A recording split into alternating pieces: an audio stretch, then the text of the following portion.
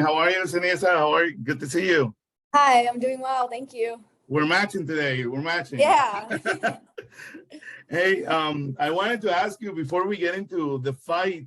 You had the opportunity to share the ring with one of the greatest to ever do it, Manny Pacquiao, just recently. Can you tell us about that meeting? Was it prepared? Was it arranged? Was it accidental? How did it happen? Yeah, I went to Korea to commentate his exhibition match, Okay. and it was so cool training with Manny. Like, I've always loved Manny, but meeting him and being around him, it just makes you like love him even more because he's just the nicest person ever, and he's just so patient and so kind to everybody around him. He had during training all week, he had fans just bombarding him for Mhm. pictures and autographs, and he doesn't say no to anybody. He'll stay there for hours and take pictures with people and hug people and give autographs. So it was really cool to be around him. And then he welcomed me to train with him and to get in the ring and shadow box with him. So it was really cool. It was a good experience. He still has that speed, and you try to keep up with him. I think you did okay with him. Yeah, I did okay, but he's fast. He's still fast. So you met him before, right? So this is not the first time that you actually chat with him. Um, yeah, I had met him before just briefly, Okay. but this was the first time actually like spending some time with him and his team. So what was it that impressed you the most about him? And besides what you said in regards of like, I'm pretty sure when you have a legend like that in front of you, you always want to pick up something, you always want to get that advice, maybe that little chat that might give you some sort of guidance of something. I don't know. But what were you able to pick up, and what is it that impressed you the most of him? What impressed me the most was his work ethic. Hmm. Like, it was just an exhibition fight. It wasn't a real fight. And he was still training as if he was in camp. Because I watched him train at Wildcard before while he was actually in camp for a real fight. And this looked exactly the same as if he was training for a real fight. And he ended his workout with doing sit-ups, and he was in the ring doing sit-ups for like an hour and a half. He just kept going and going, and we were like, when is he going to stop? But he didn't stop, and he kept going. And same thing with his running and just his shadow boxing, his bag work. He just still has so much energy and still was training like if he was in his prime. 44 years old. 44 years old. I mean, I'm 45, and I'm like struggling to get off my desk to go somewhere. No, he's amazing. So, and that's great that you had that opportunity to share that experience with him. So now concentrating on the fight on the 25th of March, it's going to be at the St. Mart Arena of Fresno against Tina Rupprecht. I don't even know if I say it right, but Rupprecht? I'm not even sure if I said yeah. it right. So it is going to be a tough fight. But before we get into that, the last fight you had been away for 11 months.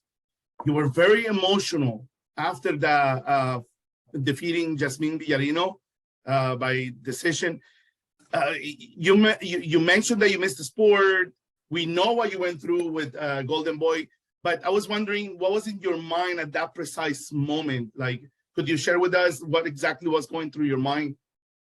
Yeah, I was just so happy and like relieved to be back. Because it was just such like of those 11 months that I was off, of course, getting back into the ring for my top ranked debut. I mean, I figured I would have some ring rust. Yeah, wasn't sure exactly how I would feel. And I did feel the ring rust. I felt it in my legs because when it comes to ring rust, it's not in your hands, in your upper body, it's in your legs. Like that's where the ring rust is. And I definitely felt that. But I just was happy to just get that fight over with and know that I'm going to feel even better the next fight, and that the next fights are going to be the most biggest and important fights for me. So after my top ranked debut, I was just very happy and relieved to be back because I went through so much like emotionally, and that like it really drained me. It drained me physically and mentally of just those 11 months of just just a tough time. So that also, I think, played a factor in how I felt in the ring, because emotionally I was just like, I was kind of drained from just everything that I had gone through for those 11 months, and then training, and then stopping training and getting back into camp and getting out of camp because I thought I was going to fight and I didn't fight. So yeah, but I was just very happy and relieved to get that, be back in the ring and get it over with. So you did feel that rust. I mean, being away for almost a year, and then just getting there, and you mentioned how you went back and forth. You felt that rust, no? I did, yes. And I felt that rust, and still winning the fight very easily every round is great. But because I felt that rust, I wasn't able to do certain things that I wanted to do, or certain things that I was training to do, because my legs wouldn't allow me to do it. And we noticed Joe was there, maybe shedding a tear next to you, and was he was also very emotional, right? I mean, how was it for you to see him like that at that moment? Yeah, he's my biggest supporter, and has known how much I want to be successful and how much I want to be the best and be undisputed champion and accomplish so much. So yeah, it was a great moment for him to know that I'm back, and now I'm able to be in a position that I've always wanted to be in, as far as having this great platform with Top Rank, and them supporting me to get me the fights that I want, to get me the big fights, and to help me become undisputed. And did he share anything with you in particular right after? I'm sorry, what was that? Did he tell you anything in particular? Did he say anything in particular right after you guys walk away from there? My dad? Yeah.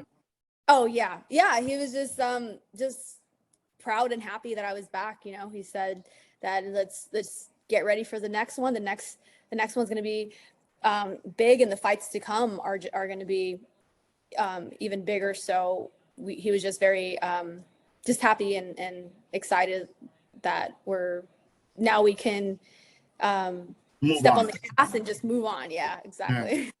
Yeah. So you are the WBA champion, and Tina is also the champion of the WC at 105. It will be a challenging fight, no? We know what she's capable of, and what are you expecting of her that night? Yeah, she's it could be a very challenging fight if I make it challenging by fighting her the way she's used to everybody else fighting her. She kind of is able to do what she wants with all of her opponents, because it's tough fighting short fighters, because especially short fighters who fight small and stay in that shell, and it's hard to get to their body because they're so short. It's hard to they're so short that their forearms and everything covers their whole torso. So there's a lot of advantages for short fighters, actually. So I was saying this in my previous interviews, I don't want to say anything about my game plan, because I don't. Yeah, of course. So this is the first fight where I want to surprise her with everything I do, because it's going to be different. I'm going to do things that people haven't seen me do, or use certain punches that people haven't seen me use. So but yeah, she's a good fighter, and it could be challenging if I make it that way, but my game plan is to not make it easy for her. I'm going to make her feel uncomfortable, like she's never felt before. No opponent's ever made her feel uncomfortable. She beat back in 2018 Yocasta Valle. I see you have a little. Also, what's his name? Her name's Sunday, like the day. How old is she? She's 12. Oh wow, big. Yeah, okay. I know, she's old. But is the only one you have? Yeah, the only one. She doesn't like my laptop. Like every time I have my laptop out, she tries to stand on it, and then she'll like push my fingers away from the keyboard. Nice. I was just saying, Tina beat back in 2018 Yocasta Valle. So who could be the next opponent for the winner of this fight? What's your mindset coming into this fight, knowing the history around them both? Yeah, I'm not going to let anybody who beat Valle beat me, that's for sure. And I want to show Valle how you defeat a champion, because both times that she stepped up to face the champion, she lost. She lost to Tina, and she lost to the other Japanese champion. The only champion who she beat, who was a good fighter, was Bermudez. But besides that, both champions that she stepped up to face, she lost. And I definitely want to go into this fight showing her that, you know, our skill levels are at a totally different level. And I want to show her how you beat a champion like Tina. And lastly, a totally different question. Yesterday, March the 8th, we had the International Women's Day. What is your message for those girls that look up to you, for the women, the hardworking women, you know, they single mothers, everybody, like, you know, just women in general? What is your message to them, and just, you know, whatever you have in mind around them? My message to all the women out there and young girls is to just always believe in yourself. Of course, being a female in sports or in boxing, which is the male-dominated sport, or you know, all sports in general have grown so much for women, whether it's the WNBA or women's boxing. The past couple of years, it's just been growing so much for us, and a lot of doors have been opening and barriers have been broken down. But that all starts with all of us just believing in ourselves and believing that we could achieve whatever we put our mind to. And I've just always had so much belief in myself since I was a little girl, even when nobody really believed in me.